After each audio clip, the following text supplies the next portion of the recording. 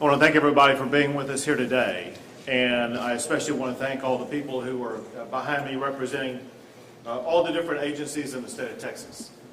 Obviously, we have a very substantial winter storm coming into Texas over the next few days that will be in the state of Texas for the remainder of the week. We want to make sure that our fellow Texans know exactly what is coming, what to expect. We want them to know what Texas has been doing for basically an entire year now to be prepared for this storm, in addition to steps that have been taken over the past week or two, as well as what we will be doing over the course of the remainder of the week. One of the most important things that we can do today and every day going forward is to make sure that we are remaining in close communication with everybody across the state to update you on exactly what is happening, what to expect, and how to respond. First, I want you to know that we're utilizing every applicable state agency to make sure that Texas will robustly respond to this extreme cold winter storm that is going to be sweeping across Texas. It includes the Texas Division of Emergency Management, the Texas A&M Forest Service, the Texas A&M Engineering Extension Service, and Texas A&M Texas Task Force 1. That includes Texas A&M AgriLife, the Public Utilities Commission, Railroad Commission, Energy Reliability Council of Texas, the Texas Commission on Environmental Quality, the Texas Department of Transportation, the Texas Military Department, Texas National Guard, Texas Parks and Wildlife, Texas Department of Public Safety, and the Texas Department of State Health Services. Let me run through top lines of what some of these agencies are working on, and then some of the agency heads or people with those agencies will be telling you more about what they are doing. First, the Public Utilities Commission. They've held meetings with utilities on winter preparations, and that is in the aftermath of a multi-month long process where they have been inspecting all of the power generators in the entire state of Texas, and at least 99%, if not more, of the power generators in the state of Texas have passed inspection or are fully operational. The PUC, will provide staff 24/7 for this, the State Operations Center, and provide updates about utility and electric outages across the state. Importantly, and the head of the PUC will explain more about this, but they are already bringing more generation online sooner than what happened last year. They have additional crews already deployed, and Peter Lake, the head of the PUC, will be explaining more about this, but he will be explaining the process and concept of power outages that could occur across the state. Understanding this important structure for the Texas power grid system. The Texas power grid is operated by ERCOT. They have the capability of providing a certain amount of megawatt power across the entire state during any given day. During any given day, there are reasons why there may be power outages that have nothing to do with the power grid whatsoever. This moment is an example of that. At this moment, Texas has an excess of 15,000 megawatts of power available for people across the entire state. That said, there are almost 5,000 Texans without power right now. That same concept may happen during the course of this particular winter storm, and there are a variety of reasons why people may lose power. It could be that power lines are down, power lines by the company that customers enter into contracts with. Those power lines could go down because a tree falls on the power lines, and the power lines are no longer able at that particular time to deliver power to a home. That's what those transmission companies that deliver power to your house, it's their job to make sure that they get those power lines back up and running again. The same thing could happen during a winter storm. It could be either ice on power lines that would cause a power line to go down, or it could be ice on trees that causes a tree to fall on power lines and cause the power line to go down. That doesn't mean that there are challenges with the power grid in the state of Texas. It means that for a short period of time, a particular neighborhood may be without power. But know that your local power company that you have contracted with is working to make sure that power will be restored quickly, even though there may not be a problem with the Texas power grid itself. ERCOT, and the head of ERCOT will tell you more about this shortly, but last Friday ERCOT issued an operating condition notice for forecast cold weather starting tomorrow. Yesterday, the forecast for electricity demand showed demand for electricity that may have been less than some earlier forecast. The change in forecast is driven by things like changing weather predictions. And as the weather forecasts become more clear, so will the predictions for the amount of electricity demand. ERCOT has not yet requested enforcement discretion from TCQ or the Texas Commission on Environmental Quality, though they are prepared to do so as the week progresses if the need arises. And ERCOT is using a conservative approach to grid management and forecast to make sure that they are prepared. It's our understanding, as we discussed just moments before coming out here, that the time during the course of this winter storm, when we are expecting the highest demand for power from the power grid, is going to be on Friday morning. Today, right now, the prognostication is that ERCOT will have an excess of 15,000 megawatts of power available even at the time of highest demand. So ERCOT is well prepared for conditions as they currently stand, but remains flexible in order to be able to be responsive to power demand needs. The Railroad Commission, and again, Jim Wright of the Railroad Commission will tell you more, but top line, the Railroad Commission conducted operational calls with local gas distribution companies, major gas producers, and pipeline operators throughout the state yesterday. All are prepared for any potential inclement weather and do not anticipate any significant operational challenges. The Railroad Commission has inspected intrastate underground natural gas storage facilities, and they also are anticipating no weather-related limitations. The Texas Commission on Environmental Quality.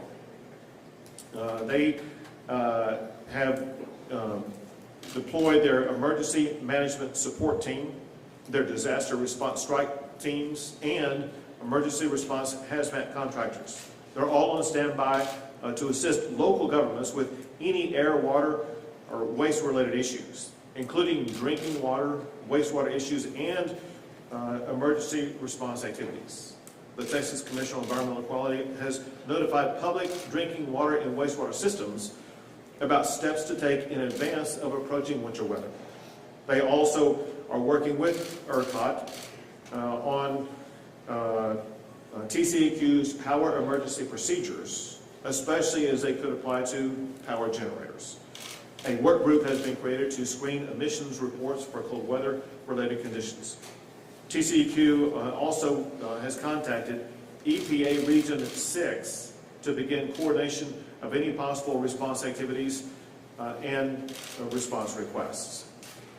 The Texas Department of Transportation is highly engaged and will play a pivotal role in maintaining public safety over the course of this winter storm.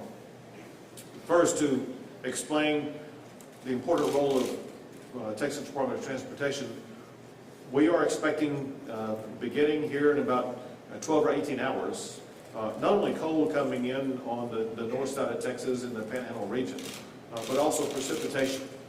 Some of it will be snow, some of it will be sleet, some of it will be freezing rain, some of it will be rain that will freeze on roadways. And that over the coming days will continue to come across the state of Texas. There will be thousands upon thousands of miles of roads that will be extraordinarily dangerous. One of the most important things we can convey to our fellow Texans today is that over the coming few days, the roadways could become very treacherous. As precipitation falls on these roadways, in addition to black ice, which is hard to see and even more difficult to navigate, there will be other road conditions that could put your life in danger if you use those roadways. So we urge our fellow Texans to proceed with great caution as you choose to travel about your region, knowing that different regions will be facing different challenges on roadways. So with that said, TxDOT, the Texas Department of Transportation, have already deployed 4,000 personnel to assist in this process.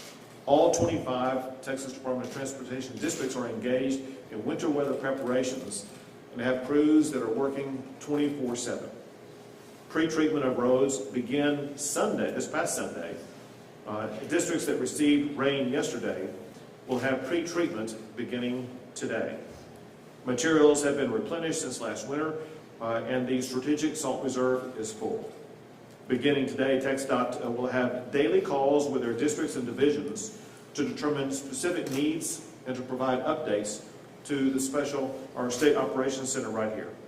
TxDOT will shift resources as weather conditions also shift.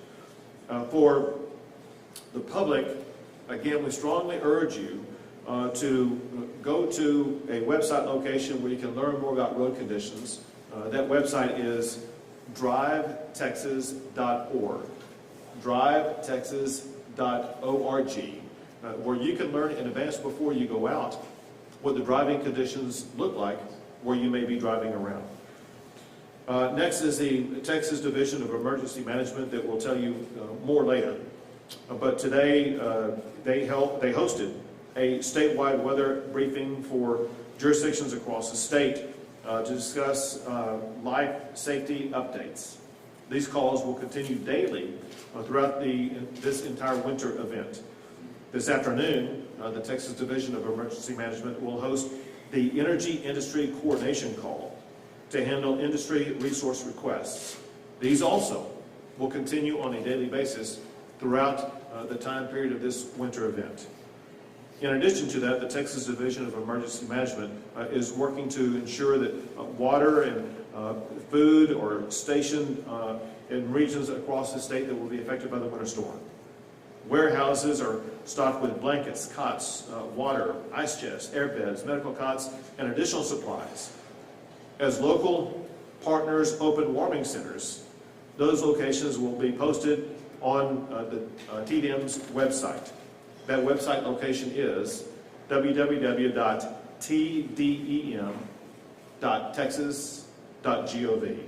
Again, for things like blankets, cots, water, ice chests, air beds, and other things, especially warming centers, you can go to www.tdem.texas.gov. Next is the Texas Military Division. They have already engaged 130 personnel and 50 vehicles rostered and will add more as needed. They have 5 winter weather mission ready packages staged in Abilene, Wichita Falls, Lubbock, Brownwood, and Round Rock. Those packages include winter weather packages comprised of 18 personnel, Humvees, wreckers, and field ambulances. Team D has rostered a command and control package in Waco. They are also supporting the State Operations Center logistics branch as well as the military desk. The Texas A&M Forest Service is prepared to assist local agencies, including the Texas Division of Emergency Management and TxDOT, with winter weather support. They are currently assigned to support TxDOT in the Amarillo, Brownwood districts and have additional resources available across the West Texas region and the Panhandle region. Among other things, they have saw teams ready to help with fallen trees, which again is the kind of thing that we expect when we see the type of icing event that we will experience. The Texas Parks and Wildlife, game wardens and park police officers are on standby statewide to assist in any area affected by winter weather. The Texas Department of Public Safety the same. These are the state law enforcement, and among other things, they will be also working to ensure roadway safety across the entire regions of the state of Texas, which is most of the state, that will be affected by this winter storm. And the Department of State Health Services, they are coordinating with hospital preparedness providers on resource needs and requirements for hospitals including reporting of facility issues, things that could arise, such as power outages, water issues, medical surge staff, or overnight lodging requirements. The Department of State Health Services is coordinating the Texas Emergency Medical Task Force resources to support winter weather response needs. They are also coordinating with the Texas Health and Human Services Commission on plans for any potential emergency evacuation of state-supported living centers or other similar facilities. They also wanted me to make sure that the public remained aware about something that can happen during a winter storm, and that is carbon monoxide poisoning. So please be aware of and follow all advice to make sure that over the course of the winter storm, you avoid the potential for carbon monoxide poisoning. DSHS stands ready to assist in that regard. Now, I'm going to have the other folks who are sitting at the table with me provide additional information from their particular divisions, including initially Chief Nimkid, Chief of the Texas Division of Emergency Management. Thank you, Governor. As you mentioned, the Emergency Management Council is ready. This morning on our call, we had over 1,000 local jurisdiction lines calling in. I just want to highlight one, the city of Corpus Christi. Made sure that we knew that they have warming centers that are open. They'll be posting them on their website. Their focus is on the homeless in that community. They will give free transportation to their warming centers. They've increased services for animal care and increased communication with their community and their local media. That's the kind of example of a great jurisdiction that we hope all jurisdictions in Texas are doing right now. Our message to citizens is pay attention to your local forecast and pay attention to your local officials. The governor mentioned our website, tdem.texas.gov. That's where we will post the location of all of the warming centers that the local officials share with us, as well as we will re-implement the plumber's locator app in partnership with the Board of Plumbing Examiners. As we know, as winter storms come, pipes can freeze. We want to be ahead of that. I also want to remind people about the 4 Ps. People, pets, pipes, and plants. We need to be taking action now to protect those in our homes. This is going to be a very cold event, and the wind chills could be deadly. We want to make sure that anybody that's in the way has a warm place to go. And as you'll hear more about, we cannot overemphasize, driving conditions will be treacherous. If you do not have to get out and drive when the roads are iced over, please do not do it. Thank you. Thank you. Next is Director Steve Mccraw with the Texas Department of Public Safety. Thank you, Governor. Obviously, your overriding priority is preservation of life. And anytime we have these events, there's not a time that's worse for a Texas State Trooper or for a TxDOT employee than these icy road conditions. If you don't have to be out there, just like Chief Kidd said, don't be out there. Like the governor said, don't get out there. There's no one skilled enough to drive an automobile at highway speed in icy conditions, period. And the last thing we need to do is lose life on the roadway. So we've got 330,000 miles of the roadway in Texas, so please be safe, stay off the roadways. Thank you. Thank you. Next we have Mark Williams with the Texas Department of Transportation. Thank you, Governor. Throughout this week, crews across the state have been active in preparing for this oncoming winter weather. That is included making sure that our supplies are stocked up, our equipment is ready, and that we've been beginning our pre-treatment operations on our roads statewide. We have district personnel that have been deployed to areas where we think that there'll be greater impact, such as North Texas. All told, we have about 4,000 personnel engaged, about 2,400 pieces of equipment that are part of this effort. Some of the key messages, though, that we have and that we're pushing out through our message boards and trying to get out to the motorists, as has been emphasized. We expect that the conditions that we will see will make for very hazardous driving conditions. And that despite efforts with pre-treatment, we cannot guarantee 100% that roads won't have unsafe conditions on them. And so it's very important that motorists be aware of those road conditions, drive to those road conditions, slow down, and if you do not have to get out when the roads are icy or snow covered, please don't.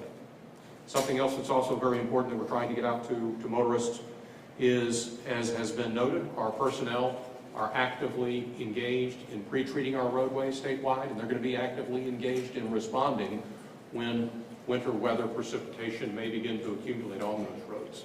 We ask that motorists give our operators room to do their job and to help keep us safe while we're doing our best to keep you all safe. Lastly, as the governor emphasized, our road conditions are publicized and made available on drivetexas.org, and so we would encourage both motorists, citizens, and the media to be familiar with that site, because that's the most up-to-date information that we can push out to let you all know what those road conditions look like. Thank you, Governor. Thank you. Next is the Public Utility Commission Chair, Peter Lee. Thank you, Governor.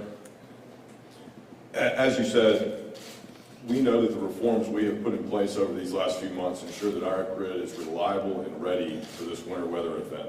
We will continue operating the grid in a conservative fashion by bringing on more reserves for an increased margin of safety and by operating an abundance of caution so that we have more supply sooner rather than later.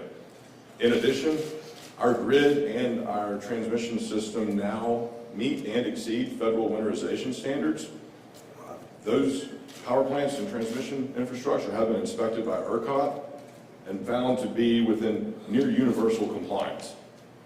In addition, we've worked with the Railroad Commission to identify natural gas critical infrastructure to ensure that during any emergency conditions, natural gas will continue to flow to our power generators. In addition, we've made our industrial demand response program more accessible and available sooner as another measure of redundancy and reliability in our system. Most recently, in the last week or so, we have worked with our generators to ensure that any maintenance was conducted preemptively so that all resources available will be ready to operate during this weather event.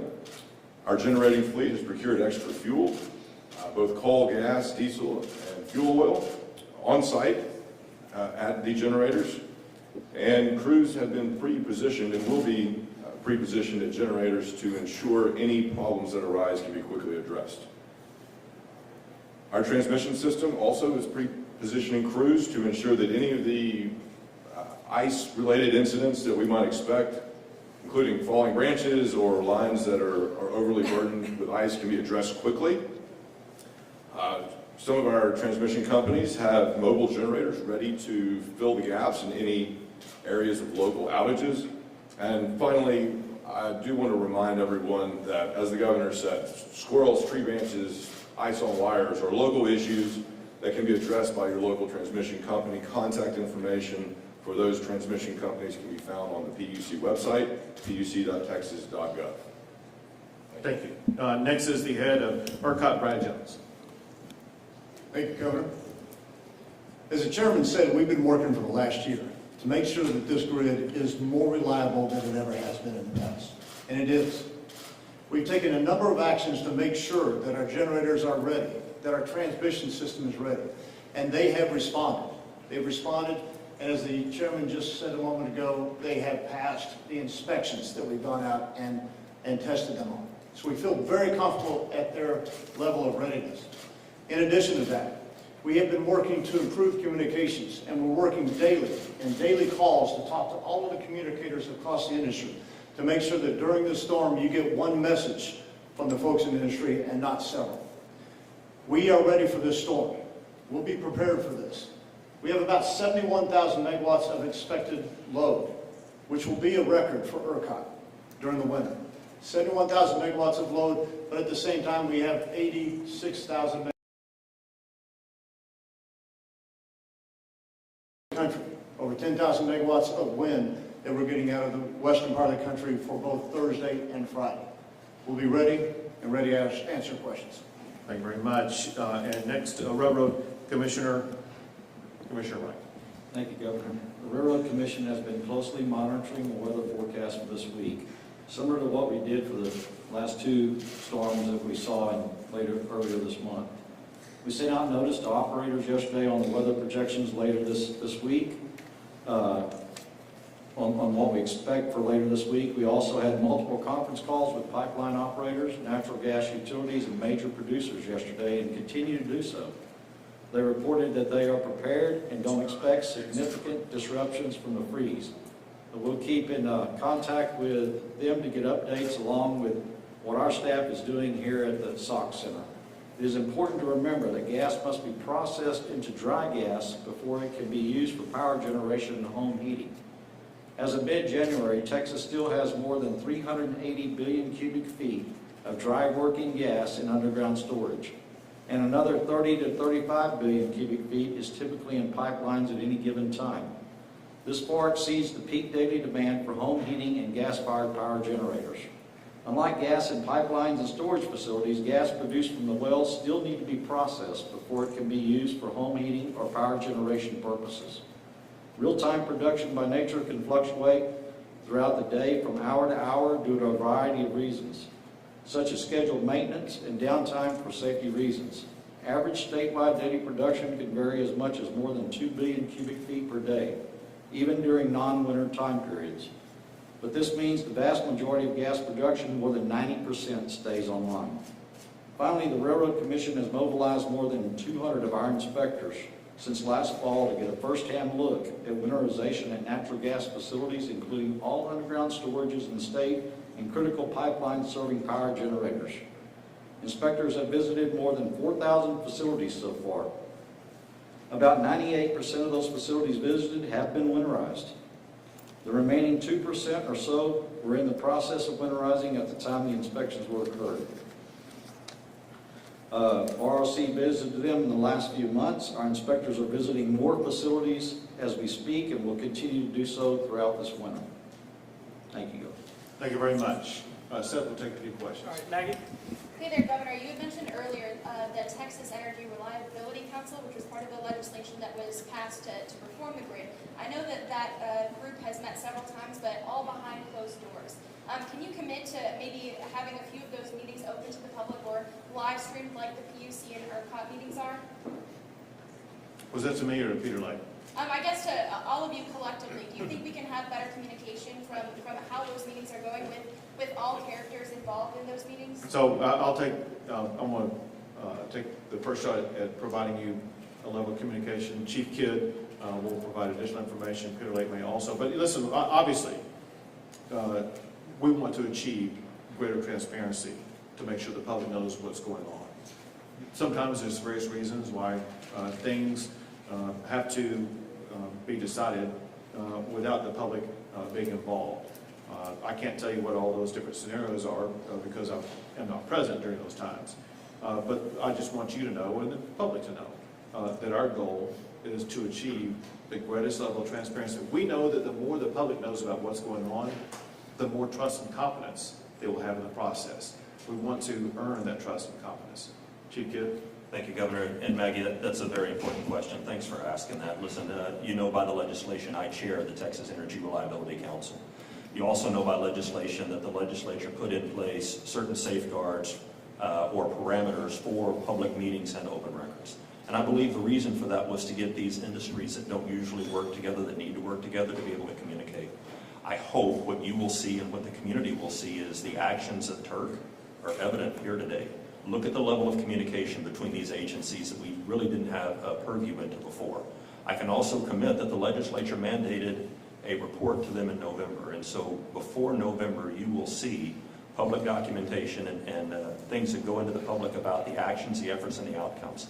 And I can tell you to this point, the members of Turk, the 5 state agencies and the 19 appointees have been working day in and day out together. We've had face-to-face meetings several times a month, and several of them have broken into work groups that are meeting weekly now in order to really do what the legislation says, foster communication between the energy and the electric utilities in Texas. Thank you. All right, Freeman?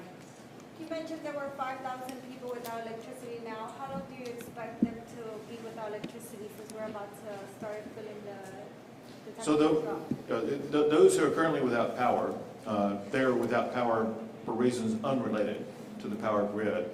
On the map that I looked at, I couldn't tell exactly where they were located. I did hear some reports that some occurred in the Houston area, I think yesterday. They may have been related to weather events unrelated to a winter storm that occurred in Houston yesterday.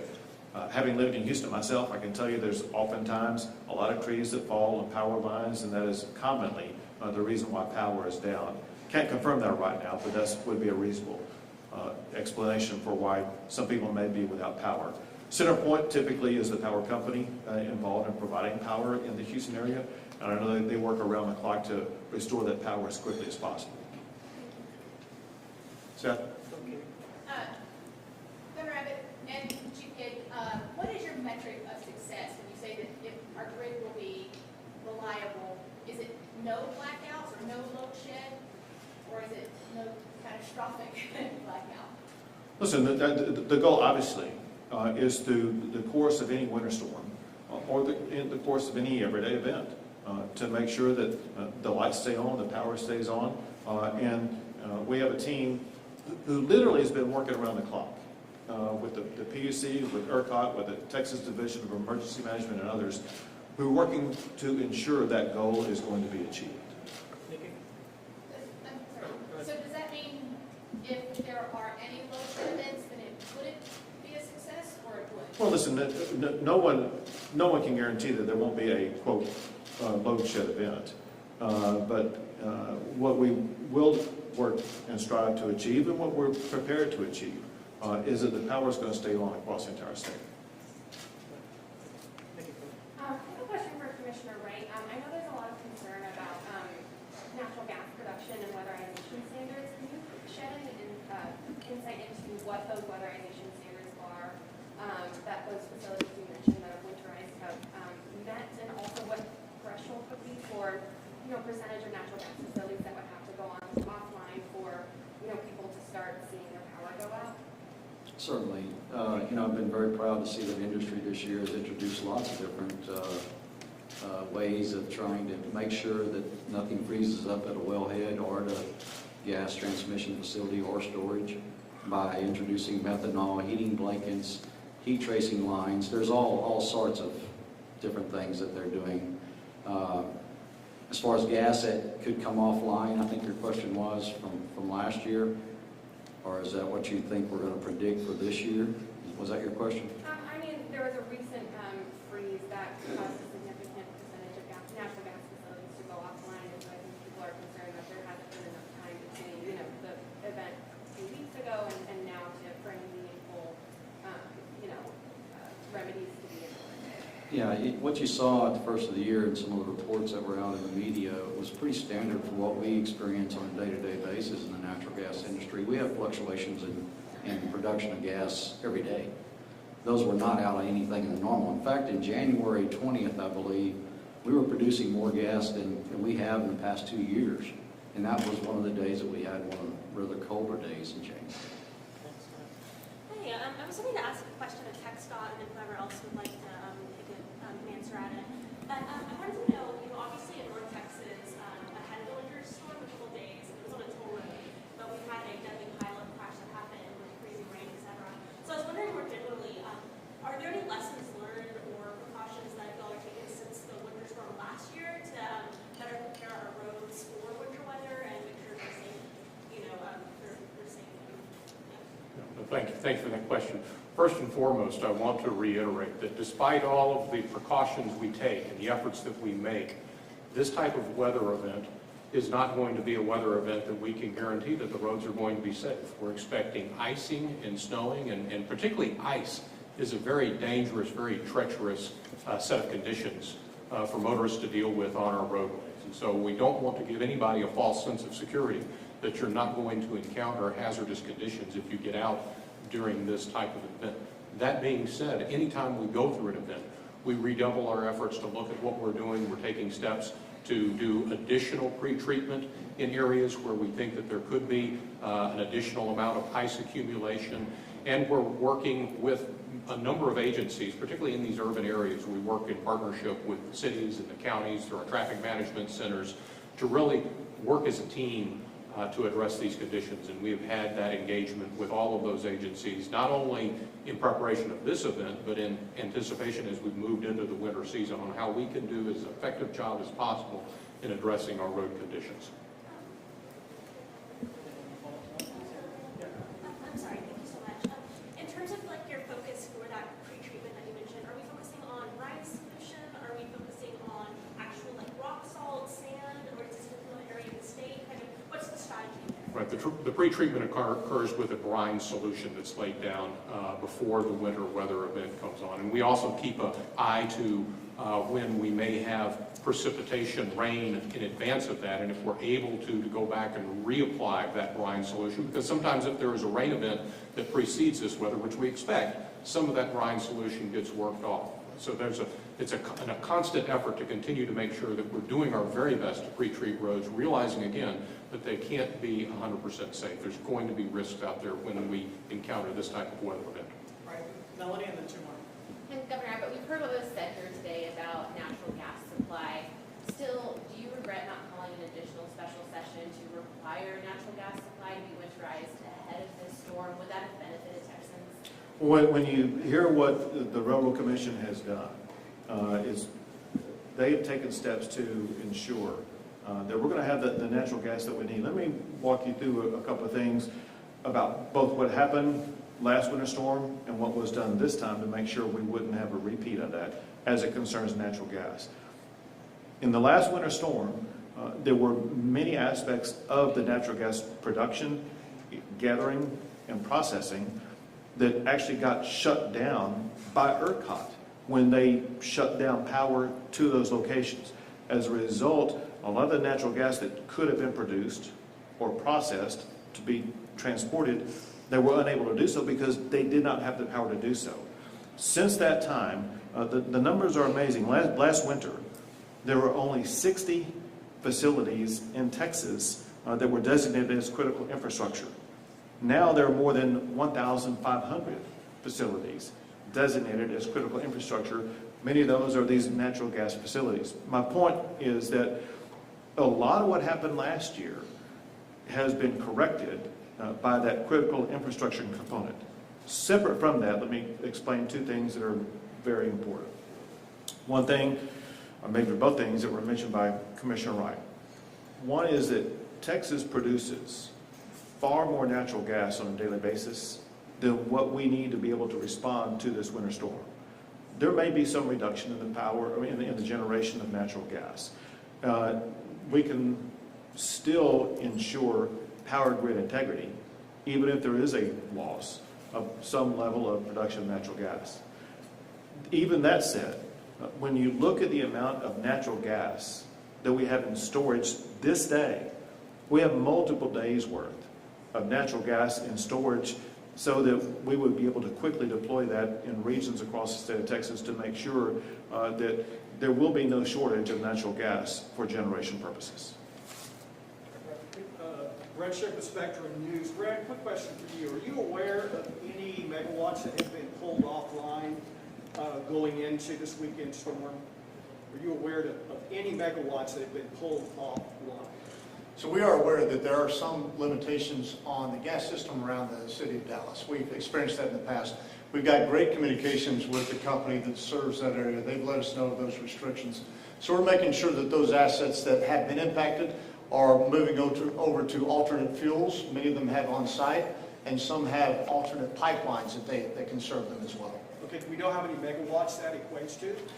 Total, we're expecting that to be around 1,200 at the low end and 2,600 at the high end. Okay, and real quick, Railroad Commission, you're saying that 98% of the gas production facilities and transmission lines have been winterized. Are you confident? I'm saying that they've taken steps for more winterization than they've had in the past. Tell me And more our what that inspections. means. That means just what I'd said earlier, that we've introduced ways of not having things freeze up, like methanol, heating blankets, heat tracing lines, those kinds of things. You've introduced, does that mean they have implemented? Yes, sir. We're seeing more and more of that being But they implemented. have, you don't know that they have fully winterized and are ready for this weekend? We feel comfortable that they are ready for this weekend, yes, sir. So if I can elaborate on, we lost it. So when you talked about introduced, I want to make sure you know this. And that is one thing that they are using in abundance as far as the number of facilities out there concerned is the injection of methanol.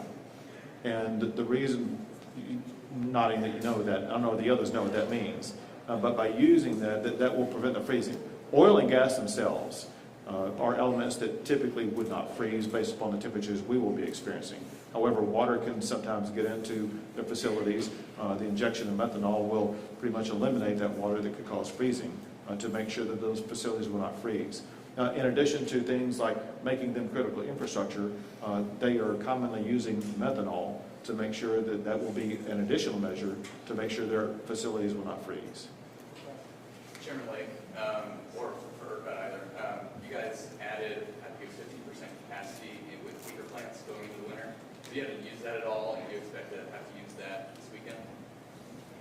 The particular resources change on any given day based on price point and availability.